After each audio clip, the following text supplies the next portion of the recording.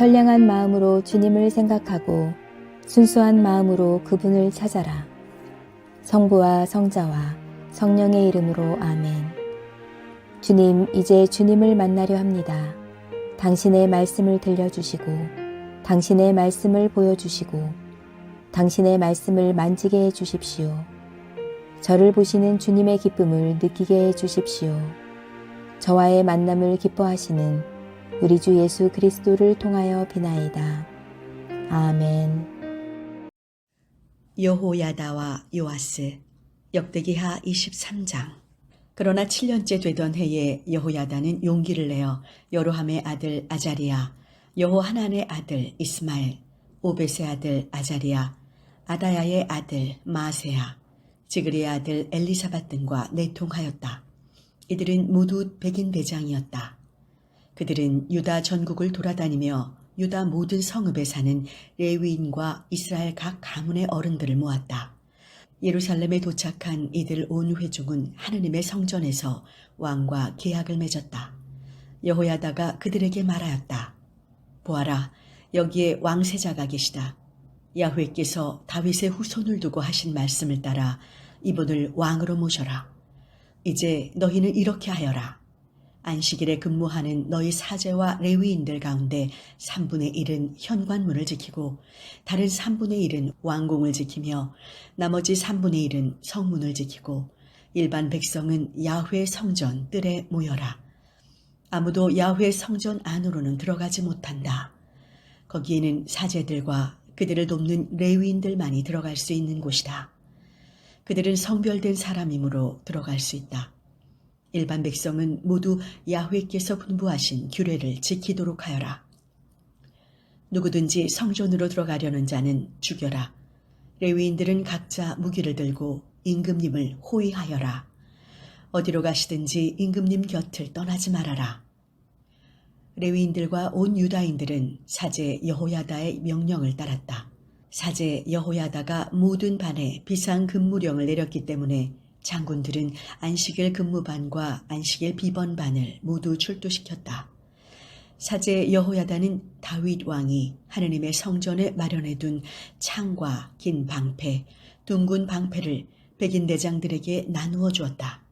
그리고 전군에게 무기를 들게 하고 성전 남쪽과 북쪽 전면에 배치하여 제단과 성전을 지키고 왕을 둘러싸게 하였다. 그런 다음 왕세자를 나오게 하고는 면류관을 얹고 율법책을 주고 그를 왕으로 삼았다. 여호야다는 그의 아들들과 함께 그에게 기름을 붓고는 임금님 만세 하고 외쳤다. 아달리아가 백성들이 기뻐 뛰며 왕을 찬양하는 소리를 듣고 백성들이 모인 야훼 성전에 나가보니 왕이 군 지휘관들과 나팔수들의 호의를 받으며 문 어귀 기둥 곁에 서 있고 지방민들이 기뻐하는 가운데 나팔소리 울려 퍼지며 합창되는 악기에 맞춰 노래를 부르고 있지 않는가. 아달리아는 옷을 찢으며 반역이다, 반역이다 하고 외쳤다. 그러자 사제 여호야다가 군대를 거느린 백인 대장들에게 명령하였다. 저 계집을 밖으로 끌어내다가 칼로 쳐 죽여라. 따르는 자가 있거든 함께 쳐 죽여라. 사제 여호야다는 그 여자를 야훼 성전 안에서 죽여서는 안 된다고 생각했던 것이다. 사람들은 그 여자를 왕궁으로 끌어내어 군마 출입문 부근에서 죽였다. 그런 다음 여호야다는 야훼와 온 백성과 왕 사이에 계약을 맺어 야훼 백성이 되기로 하였다. 온 백성이 바알의 신전으로 가서 거기에 있는 제단들을 헐고 우상들을 부수고 바알의 사제 맏단을 그 제단 앞에서 죽였다. 그리고 나서 여호야다는 야훼 성전 일을 다윗이 했던 대로 레위인 사제들에게 맡겼다. 다윗은 야훼 성전을 그들에게 맡겨 모세의 법에 기록되어 있는 대로 기뻐 노래하며 야훼께 번제를 드리도록 손수 절차를 제정해 주었던 것이다. 또 야훼 성전 문마다 문지기들을 세워 부정탄 사람은 아무도 들어가지 못하게 하였다. 그리고는 백인 대장과 귀족들과 공직을 맡은 사람들과 온 지방민들을 거느리고 야훼 성전에서 왕을 모시고 윗대문 가운데 칸을 지나 대궐로 내려가 용상에 모셨다. 지방민들은 모두 기뻐하는데 서울은 잠잠하기만 하였다. 아달리아는 칼에 맞아 죽었다. 역대기하 24장. 요아스는 7살의 왕 위에 올라 예루살렘에서 40년간 다스렸다. 그의 어머니는 부엘세바 태생으로 이름을 지비아라고 하였다. 요아스는 사제 여호야다의 생전에는 바른 정치를 펴서 야훼의 눈에 들었다.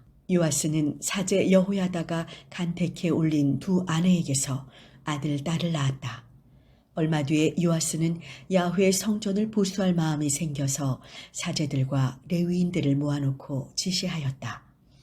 유다 성읍들에 흩어져 가서 돈을 모아다가 야훼의 성전을 매년 보수하여라.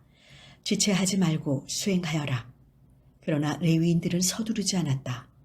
그래서 왕은 그들의 우두머리인 여호야다를 불러들여 추궁하였다. 어찌하여 그대는 레위인들을 독촉하지 않소? 야훼의 종 모세께서 증거의 장막에 바치라고 이스라엘 회중에게 지시한 일이 있는 헌금을 유다와 예루살렘에서 거두어 드리라고 했는데 어찌하여 가만히들 있소? 사악한 여자인 아달리아가 제 아들들을 시켜 하느님의 성전을 부수고 들어가 야훼의 성전에 있는 거룩한 것을 모두 바알들에게 바쳐버렸던 것이다.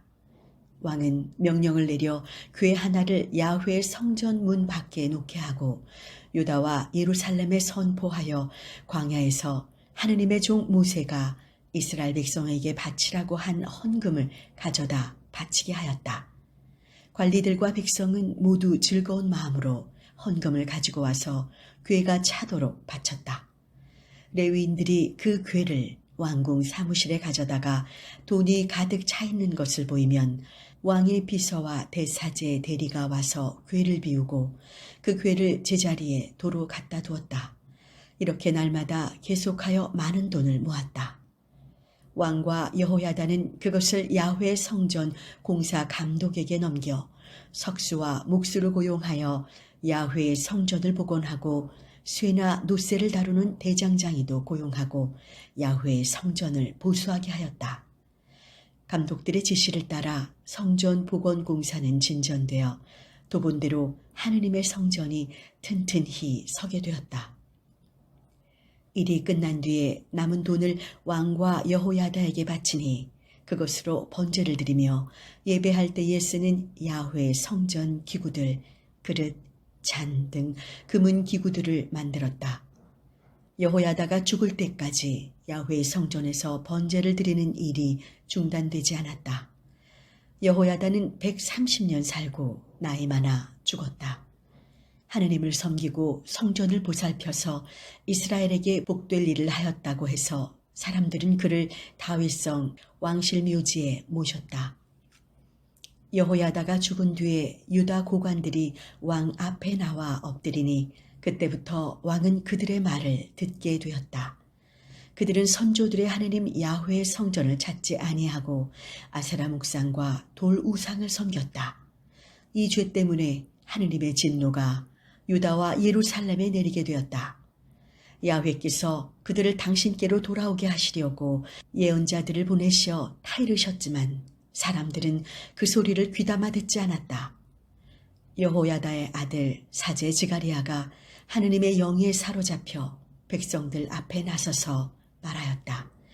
하느님께서 말씀하신다.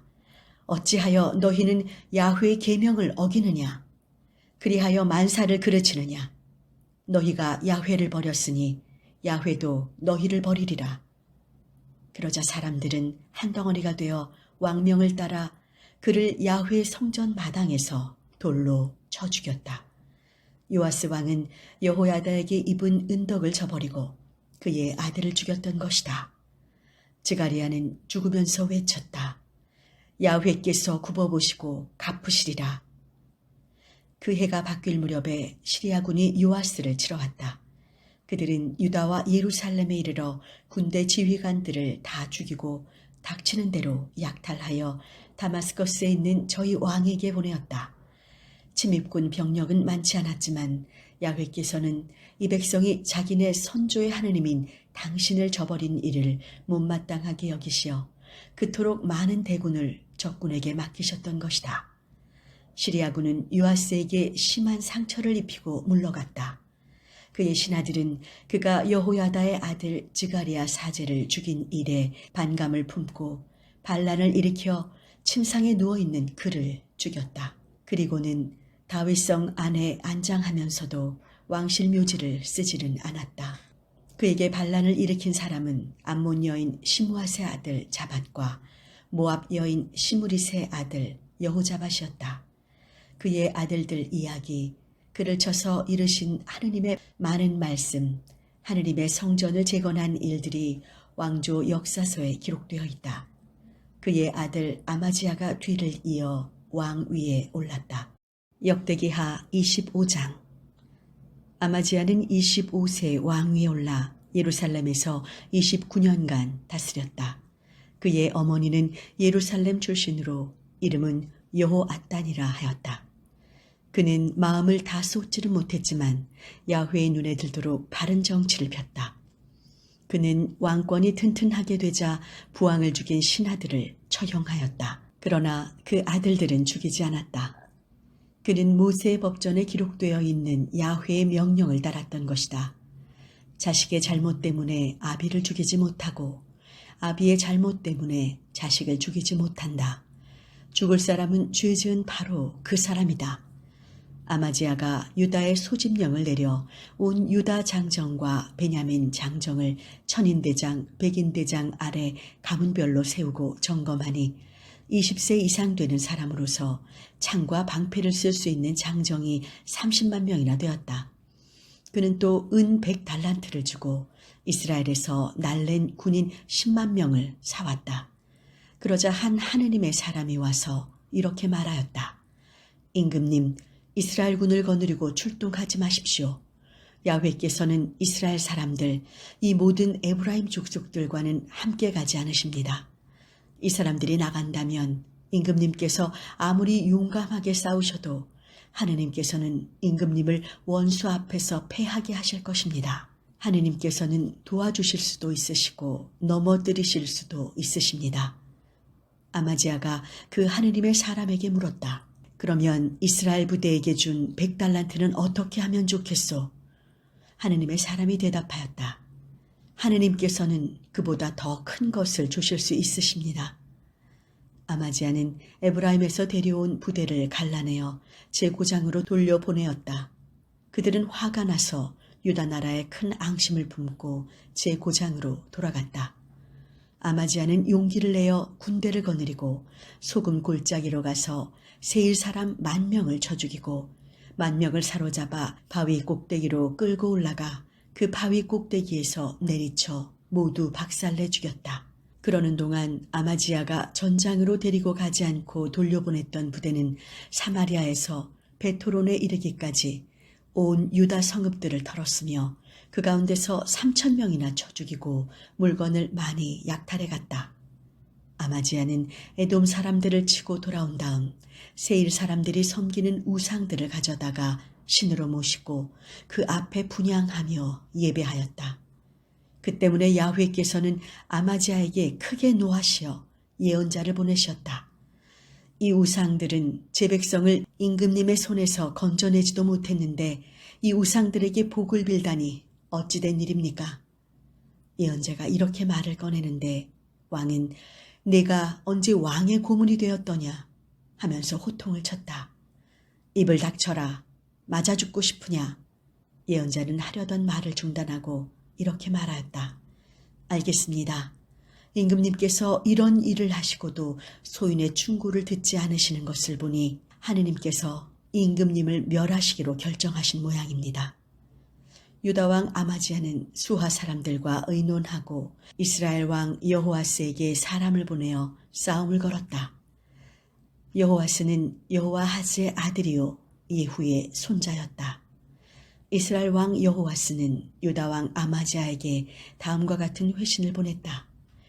레바논의 가시나무가 레바논의 송백에게 딸을 며느리로 달라고 청혼하였다가 지나가던 레바논의 들짐승에게 짓밟히는 신세가 되었다.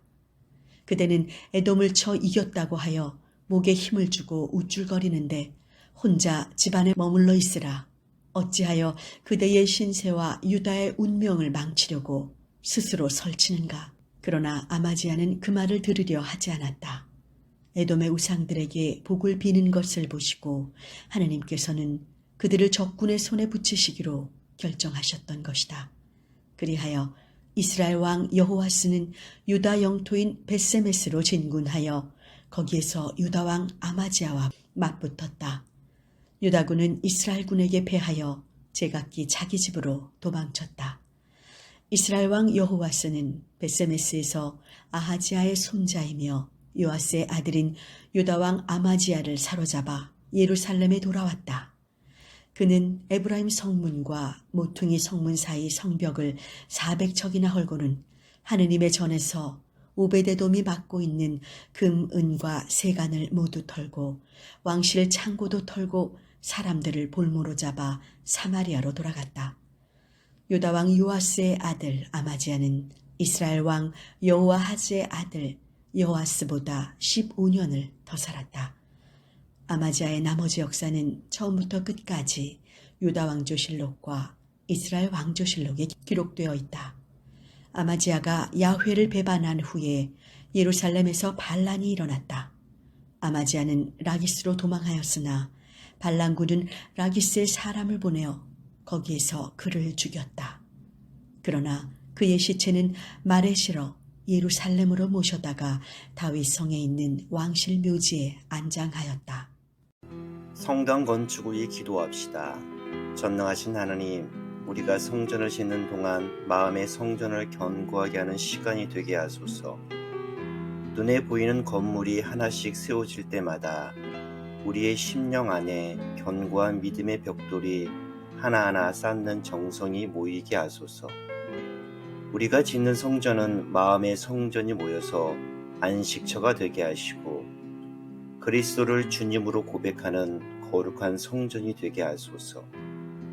우리는 작고 연약하나 하나님께서 능치 못할 일이 없으시니 온 사람들의 마음을 모아주셔서 성전을 아름답게 하시고 성전에 온 마음을 모이게 하소서.